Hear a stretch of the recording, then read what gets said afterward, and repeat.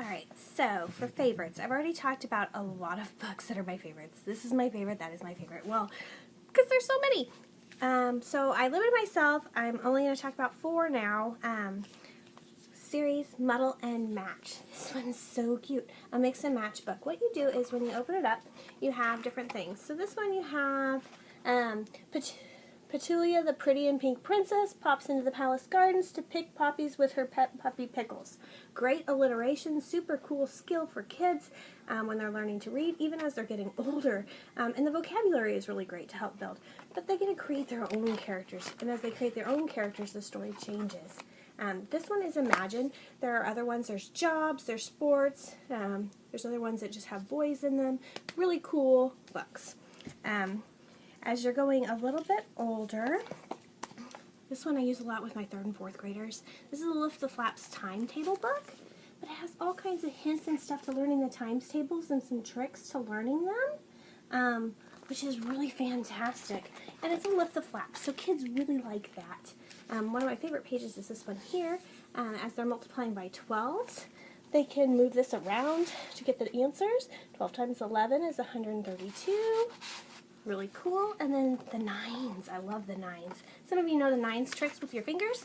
Well, these ones are the 9s tricks with these little acrobats. So 9 times 3. 1, 2, 3. You're going to pull that acrobat down. And then you're going to find that the number is 27 because 1, 2, the 20.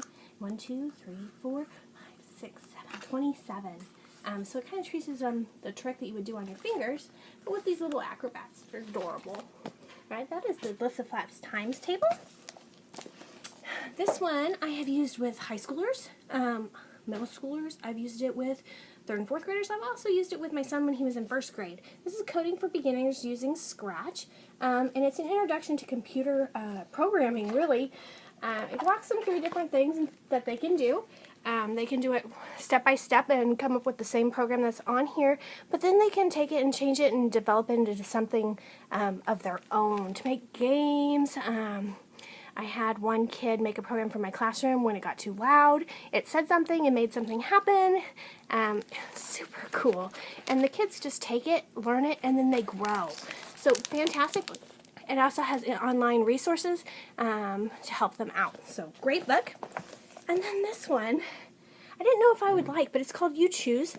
And what you do is you go through the story, and basically the kid chooses all different kinds of things. So if you could go anywhere, where would you go? And there's pictures of all different kinds of places. And you can use this to build a kid's vocabulary. So if they're really young, they might just point to something and you might just say, oh, a city. But then you might go in depth. What city do you think that is? What's in the city?